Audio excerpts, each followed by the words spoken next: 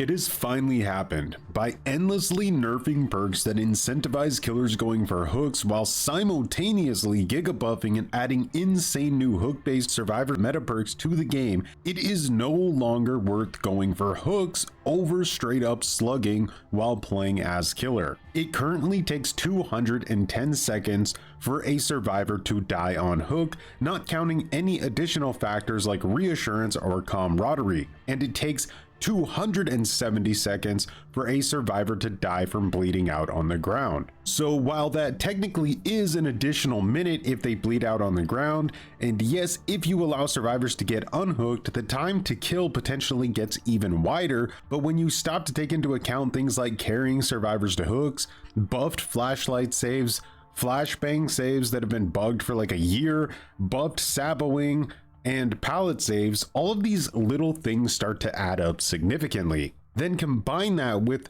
nerfed pain resonance, nerfed pop goes the weasel, lack of BP incentive from perks like barbecue and chili, nerfed deadman switch, nerfed grim embrace. Even outside of hook incentive perks, gen defense has been completely gutted across the board to try and force killers into a situation where they're somehow supposed to make up for a significant lack of time to complete their objective. Mostly this comes in the form of getting a kill as fast as possible. Now that does not mean it has to be hard tunneling, but it does usually mean that at least one of the survivors has to be ignored to some degree, because going for 9 hooks before you get your first kill with the majority of the killer roster is a bit of a fairy tale outside of gutter tier MMR brackets or give up at the drop of a dime solo queue players. The perk design even outright punishes killers for trying to go for multiple chases and hooks. With perks like buffed resurgence, survivors heal literally instantly off hook. Same with will make it. With the new perk shoulder the burden, the survivors can completely rob the killer of their first kill, even if the killer is not tunneling. In fact, the killer is being punished for not proxy camping. The counterplay to shoulder the burden is proxy camping. That's terrible. This perk design is just so unhealthy for the game. I mean, look at this recent example in my first match as the Houndmaster. Over 60% of the survivors perks in this match wouldn't have done anything at all if I would have just slugged instead of going for hooks. Every time I hooked a survivor this match, they got 60 seconds of invincibility and a third health state on top of it. Now, like I said before, this is something that has been on the horizon for quite some time, but it is finally here.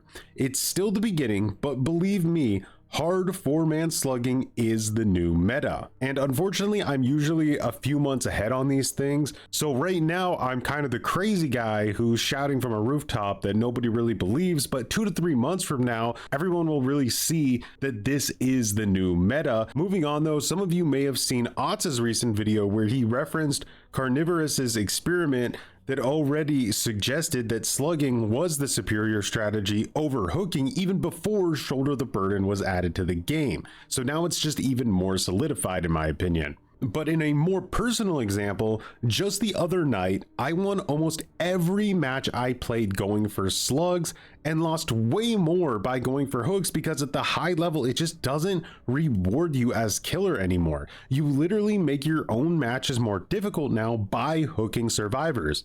I mostly play DBD between 1 to 6 a.m. on EU servers, which I'm confident is the sweatiest environment for DBD.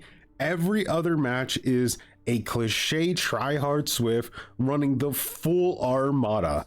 Don't believe me? Try it for yourself sometime. Now, it's important to mention that there's over 30 killers in the game now. There's going to be different results based on what killers are involved, but I genuinely believe that if you go into a match with the mindset of never hooking a survivor, proxy camping your slugs effectively, and using the right builds, even with Unbreakable, We're Gonna Live Forever, and other anti-slugging perks, the potential for snowballing is just significantly higher, and it's a creeping death, like getting boiled in water. Survivors are more willing to go for slug saves because nobody has any hook states. They're not really worried as much about gen pressure as they would be if, say, someone was on death hook, right? It's really not until a survivor gets slugged with 30 seconds left until they bleed out that the panic starts to settle in, and at that point, it's already too late. Now, I know a lot of players won't accept what I'm saying, even though the evidence is there, or they'll try to twist this into an us versus them argument, but that's not what's happening here. It's unhealthy design versus healthy design. Survivors suffer way more than killers do the more a slugging meta becomes popular. So behavior needs to stop trying to force the outcome that they want through embarrassing bad perk and game design mechanics, and instead create organic and logical reasons for killers to want to go for multiple hooks. Instead, they endlessly go the route of punishing killers for every possible playstyle without compensating them with any healthy alternative.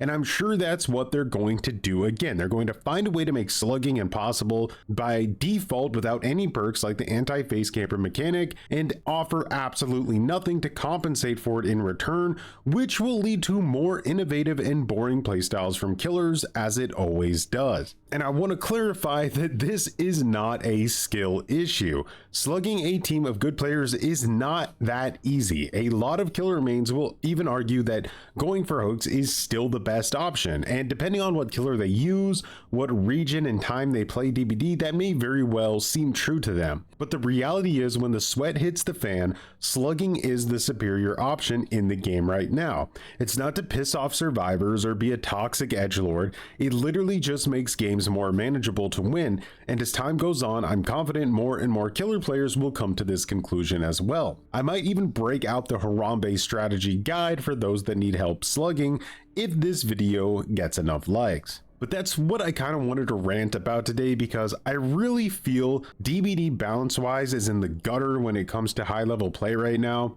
I've made a lot of videos about SPMM, my currency system that would incentivize less sweat in the game.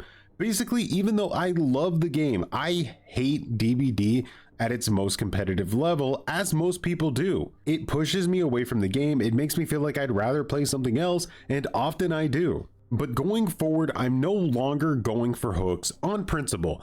I'm slugging. I want to get better at slugging. I want to win through slugging. It's not in any way meant to be toxic. I don't bleed anyone out on purpose. I'll hook once all the survivors are down, but I'm not purposely going to play the game in a way that is fun for the survivors at the cost of my own fun. There's no universe where survivors wouldn't do the exact same thing, right?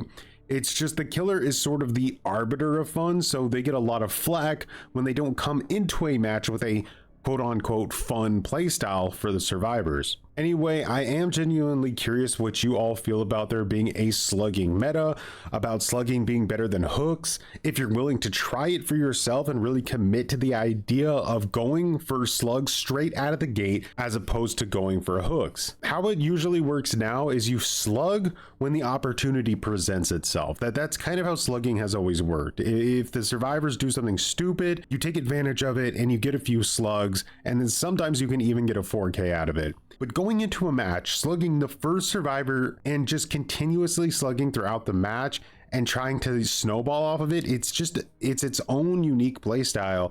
And I think the more people really take the time to learn it, they'll realize why at this point it is genuinely better than hooking. But with that said, as always, thanks for watching and have a good one.